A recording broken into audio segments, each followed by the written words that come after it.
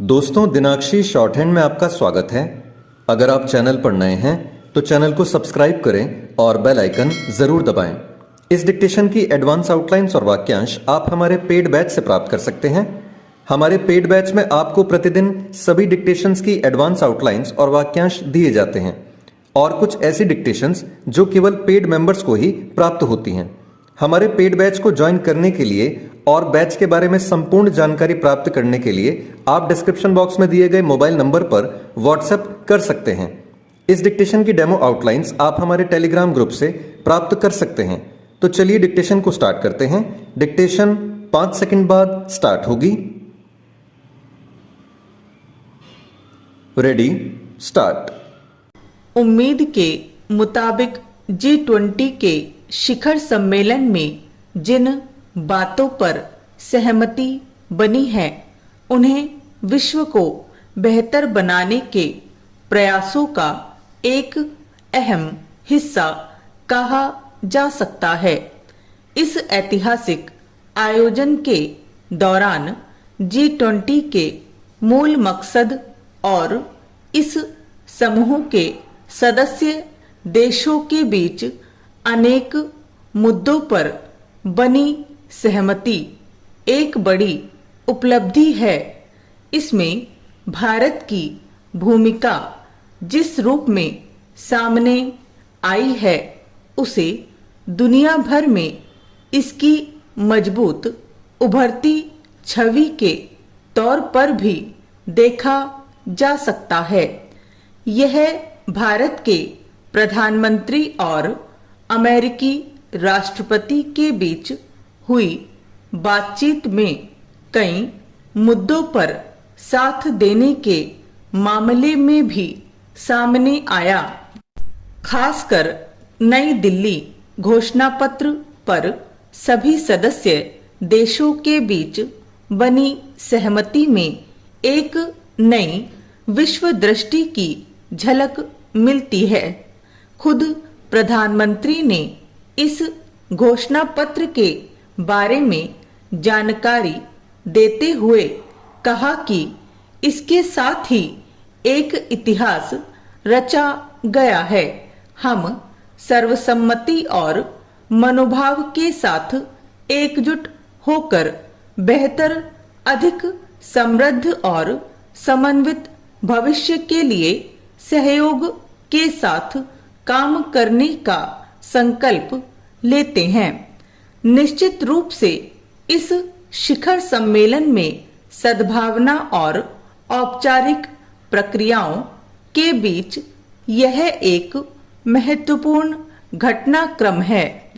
दरअसल नई दिल्ली घोषणा पत्र जिन बिंदुओं पर केंद्रित है उन्हें विश्व भर में समावेशी विकास और लोकतंत्र को मजबूत करने के लिहाज से अहम माना जा रहा है।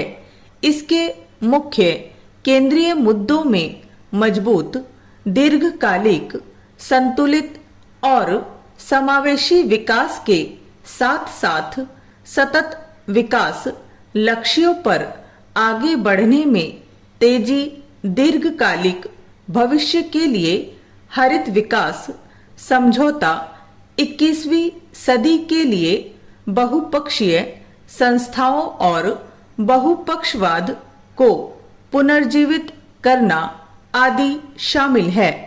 जाहिर है आर्थिक सहयोग पर आधारित विकास के लिए काम कर रहे G20 का नई दिल्ली घोषणा पत्र भी इसके घोषित लक्ष्यों के अनुरूप है। इस आयोजन में यह भी उम्मीद थी कि सदस्य देशों के बीच रूस यूक्रेन युद्ध को लेकर भी एक स्पष्ट राय सामने आएगी।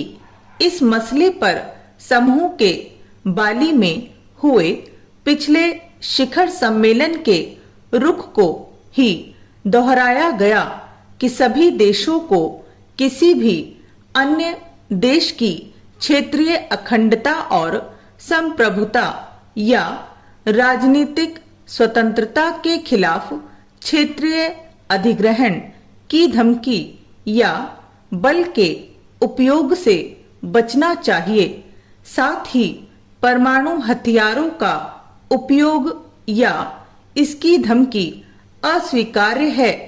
इसके अलावा सभी नेताओं ने आतंकवाद को अंतर्राष्ट्रीय शांति और सुरक्षा के लिए सबसे गंभीर खतरों में से एक बताया। जाहिर है, मौजूदा विश्व में गंभीर चुनौतियों को संबोधित करते हुए सम्मेलन में फिर से व्यापक महत्व के मुद्दों पर साथ काम करने को लेकर सहमति बनी है। G20 सम्मेलन से इतर भारत के लिए यह मौका कूटनीतिक तौर पर एक अतिरिक्त अवसर था, जिसमें अमेरिकी राष्ट्रपति और हमारे प्रधानमंत्री के बीच सीधी बातचीत को एक अहम पक्ष के रूप में दर्ज किया जा सकता है। इसमें दोनों देशों ने विश्व कल्याण, रक्षा साझेदारी को मजबूत करने समेत कई मुद्दों पर साथ काम करने का संकल्प लिया।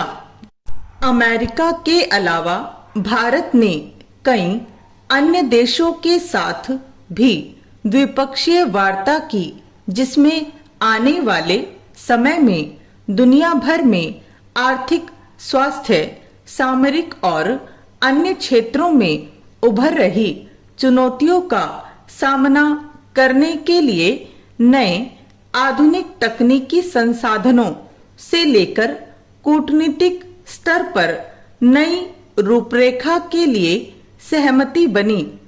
कहा जा सकता है कि G20 अपने घोषित उद्देश्यों को अब वैश्विक परिदृश्य में नया स्वरूप दे रहा है और भारत इसमें अब केंद्रीय भूमिका में है।